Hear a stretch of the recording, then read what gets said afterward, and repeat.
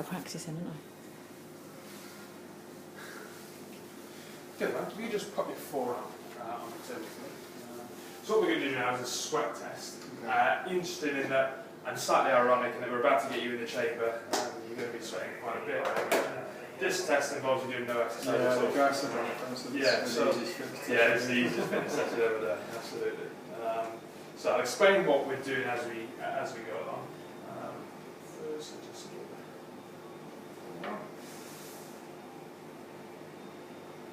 if I just get you to turn your palm out to face the sky. That's it.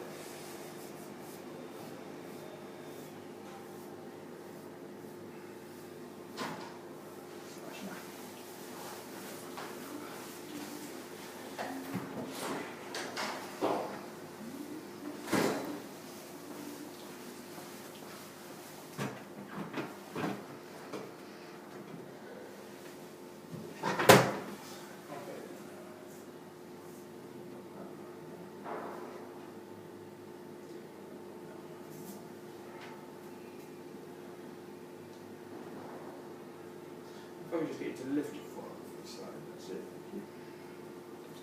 Yeah, good one.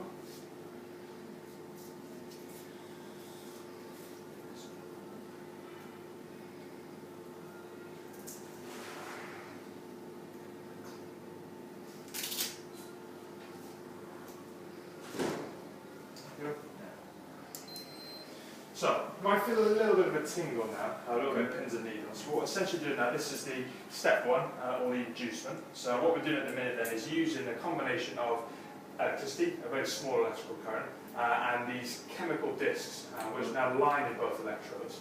And in those discs is a chemical called pilocarpine.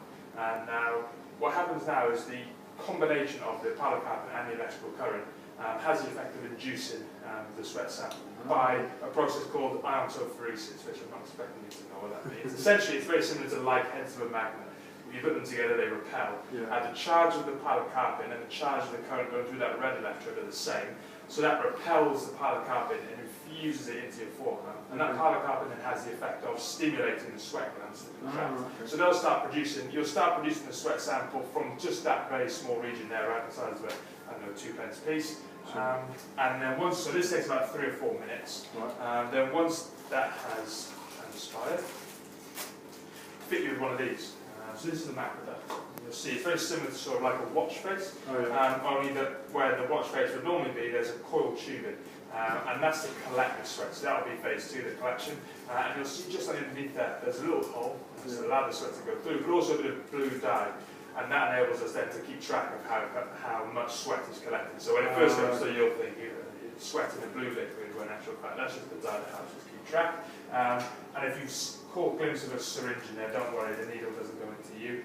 When we've brought up a sufficient amount of sweat, we take the tube out, a syringe goes into one end of that tube, the other end goes into here, and then we plunge your sweat through our analyzer here, and then that gives us your sweat sample, its concentration in millimoles. We then convert that to milligrams, and we can prescribe you with one of these electrolyte drinks which best matches your sweat loss composition essentially. So you'll get a hydration strategy that is very personalised and bespoke to you.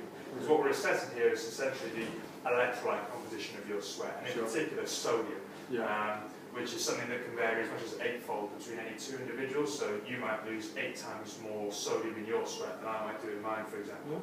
So for us both to be drinking the same drink might be counterproductive if I'm only losing, let's say, the lowest, say 250 milligrams in my sweat, and you're losing 100 milligrams in your sweat. If you're only topping up with 250, there's a big imbalance between what you're losing and what you're putting back in. So that's the whole purpose of this assessment. So it's not about concentration, is it? Because I do sweat a lot. It's not about volume. So volume is, so there's the 2 variables, there's volume and there's concentration. Now obviously the 2 are very important, but often people are very aware of their volume. People have no idea about the concentration. And it's when, and that is an interesting point that you make, in that you can get people that are low volume sweaters, so they don't sweat too much, don't need to bother with any of this. But if they're high concentration, they might lose as much sodium in their sweat as somebody who sweats a lot more than them, but has a very low concentration in their sweat. You see what I mean? Yeah. So the two So variables. high concentration, high volume. Is recipe for potential disaster if you're not putting back in. That's what I want to know. In right stuff. So yeah, that's what this is looking to get. Especially if you are a high volume, that's sort of one of the.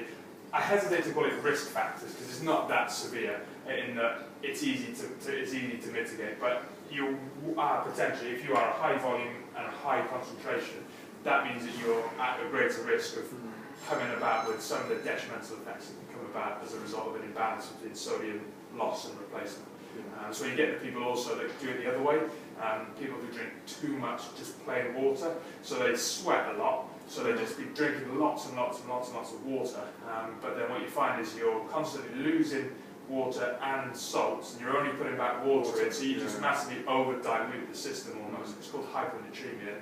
You can die from hyponatremia. You hear the odd horror story of individuals that died. I think the most recent one was one in Birmingham a few years back. London. Yeah, there was as well. Yeah, so yeah, it's important to just to look at it, especially for the event you're doing. You can't get an event more conducive to losing sweat and electrolytes than what you're doing. So what brought about you signing up?